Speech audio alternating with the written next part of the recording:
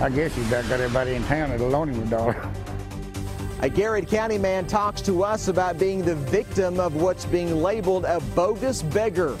Kentucky's Commissioner of Education will be retiring in less than a week. How close the state is to finding his replacement. It's been almost 10 years since Hurricane Katrina made landfall in the city of New Orleans. Coming up, one man will tell you about his experiences helping people in the city. Tracking, alerting, protecting. This is WKYT News at 5:30. Good afternoon. He is accused of tricking some people into thinking he needed to help to get his sick father, while others say the man told them that his father was dead and his money was to drive to the funeral. But police in Garrett County say the man made it all up in a scam to get money. Our Phil Pendleton talked to a man who says he fell for the bogus beggar's sob story. It's our top story at 5:30. Dwight Ray says a man he had never seen before came to him with a sad story, a story that seemed believable because it was so sad. And told me, he said, my daddy just got killed in a truck wreck. And will you give me $30 to go see about him? He gave him the money. I've never seen him since. That was a year ago. Now police say the same man is back to his old tricks. There was a variety of pitches, but they all involved his father. Had cancer, wanted to go visit him out of town, had passed away, needed money to go for the funeral. Police say 10 people have lost more than $100 to him. They say they know he's not legit because his story keeps changing. It's bad enough to ask somebody to borrow, but going around telling everybody your mom was dying, your daddy's dying, and had a wreck, and got killed, and all this stuff, it just ain't right. This is a very, very loving community, and they would give you whatever they thought you needed to help you. Police say the man will be charged with a misdemeanor. Every dime that he borrowed, he should have to work and pay it back. And he should have pulled about 6 months or a year in jail. In Garrett County, Phil Pendleton, WKYT. Police say they know who the bogus beggar is, but they're not releasing his name until an arrest warrant can be served. The Kentucky Supreme Court has denied an appeal for a man convicted for his role in a double murder 10 years ago. Our county-by-county coverage at 5:30 begins in Fleming County. In 2012, Ronald Christopher Fairchild was found guilty of complicity to commit murder, burglary, and robbery in the deaths of Marlene Mock and Donald Walker.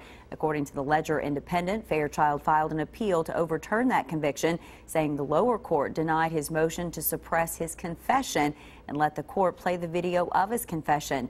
The Supreme Court ruled that Fairchild's statement to police was not involuntary. In 2013, a judge sentenced him to 27 years. In Garrett County, police believe an overnight shooting was just an accident. Officers were called to the Shell Mart on Richmond Road for a shooting last night. The police chief says the shooting happened during a gun sale between two men and the gun accidentally went off. The victim was shot in the chest and airlifted to UK hospital. There's no word on his condition tonight. And in Letcher County, police say a driver fatigue may have played a factor in a deadly crash this morning. That crash happened on Highway 15 in Whitesburg around 6. Police say a log truck driver may have fallen asleep, crossed the center line, and hit another vehicle. The driver of the vehicle, 22-year-old Dallas Adams Jr., was ejected and died at the scene. Our hearts goes out to the whole Adams family, and we have them in our thoughts and our prayers this morning. Investigators say the truck driver was not seriously injured and did not appear to be under the influence. He was taken to the hospital for a blood test. No charges have been filed at this time.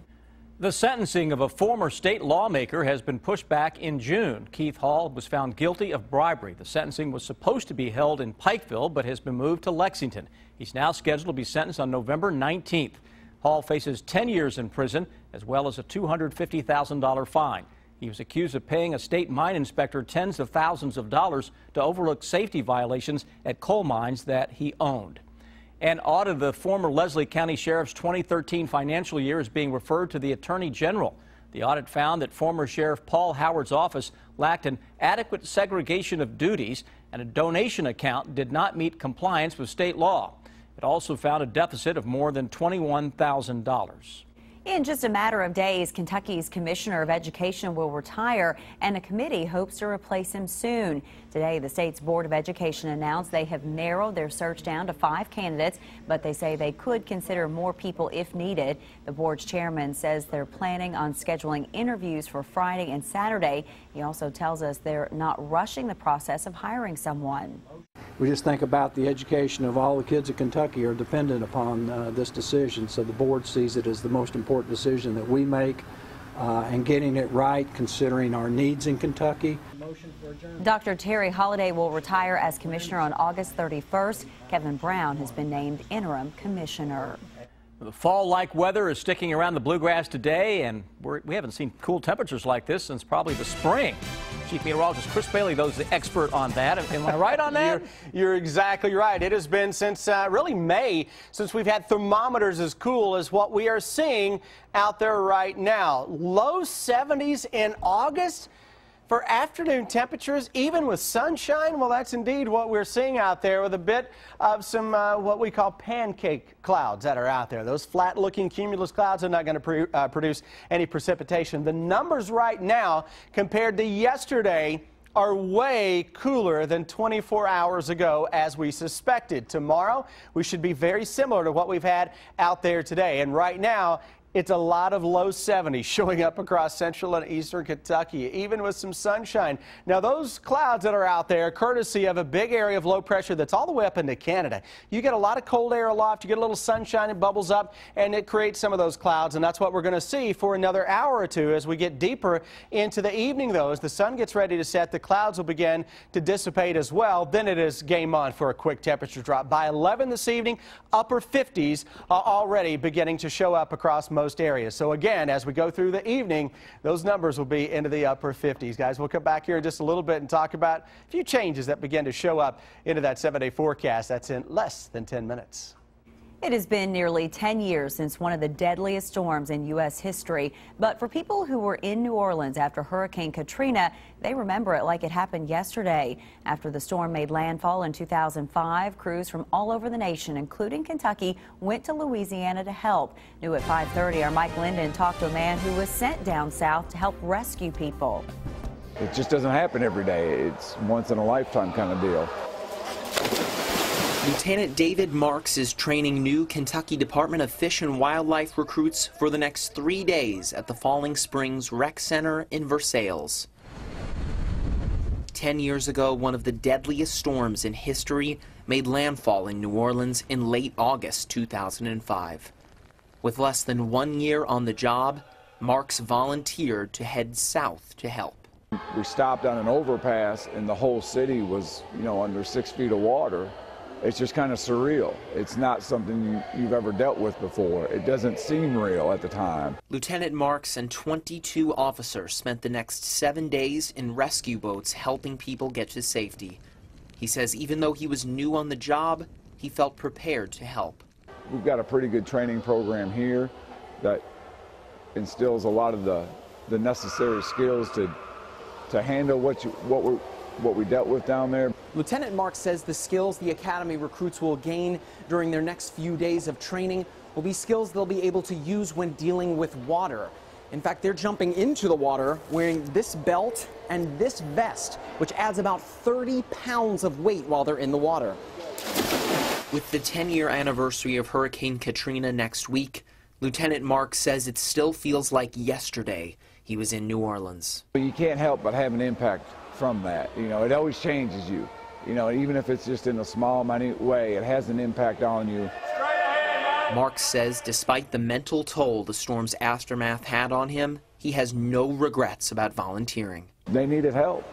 And if someone needs help, we're going to try to help them out and do what we can. In Woodford County, Mike Linden, WKYT.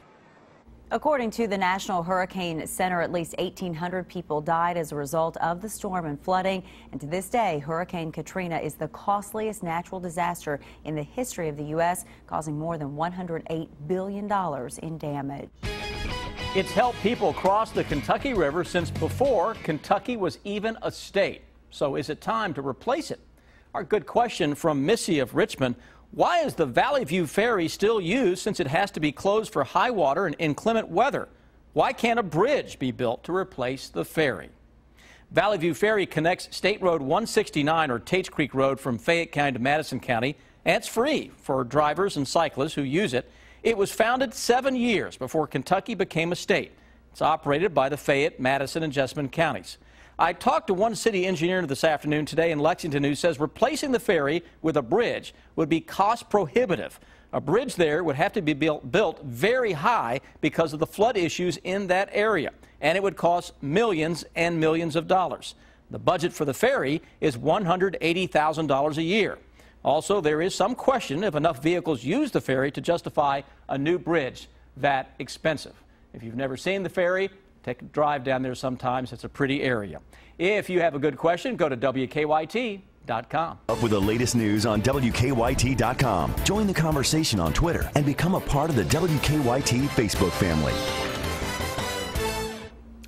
Kentucky taxpayers are facing a $2 million tab in a same-sex marriage case. And presidential candidate Donald Trump's lead is growing over the other candidates. Bill Bryant takes a look at the polls and the bottom line.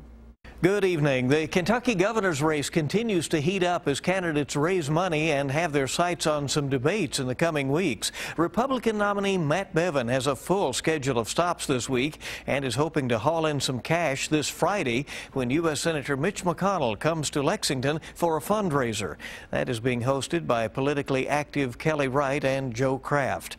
Meanwhile, the Democrat Jack Conway's camp is putting up signs around the state, while the candidate is also making lots of appearances himself. He taped an interview for a local cable station in Marion County for the program Community Focus, and Conway has put in some campaign time at the state fair as well. Meanwhile, independent candidate Drew Curtis was interviewed by the Kentucky Chamber of Commerce about his approach to business issues. He continues to emphasize the importance of dealing with the state's public pension funds. A new poll out today shows billionaire Donald Trump out to a strong lead in the Republican presidential race in the early primary state of South Carolina. A Monmouth poll puts Trump's support at 30%. He's followed by Ben Carson at 15%, then Jeb Bush at 9%. And Senator Lindsey Graham, who has represented the Palmetto State in Washington for 20 years, is way back at just 4% support in his home state. Attorneys who successfully challenged Kentucky's ban on same-sex marriage have presented a bill to the state for more than $2 million in legal fees and costs. Under federal civil rights law, the state of Kentucky is required to pay it as the loser in the case. The total due, including what was paid to attorneys defending Kentucky's ban on same-sex marriage, is more than $2.3 million. Governor Beshear is attempting to get the amount reduced. A large Madison County park that is next to the Whitehall State Historic Shrine will reopen before Labor Day weekend. That's several weeks ahead of schedule, but Judge Executive Reagan Taylor says some work on a small lake at the park will have to wait until the spring. Bill Bryant, WKYT. Crews are quickly restoring Muhammad Ali's boyhood home in Louisville, and they have big plans for it to attract visitors from around the world. The restoration work is on schedule to be done by September 19th. Crews are working 7 days a week to repair the home. They're trying to restore the home to how it looked back in the 1950s. Muhammad Ali lived in this house with his family from 1947 to 1961. It was really in bad shape, but they went inside and re-established the foundation and set up things. So we're hoping and trusting that we'll have it pretty much completed by September the 19th. And Muhammad Ali could be in Louisville for an award ceremony on the 19th. They want to have Phase 1, which is in the restoration stage, done by then. Phase 2 and 3 include the parking lot and welcome center.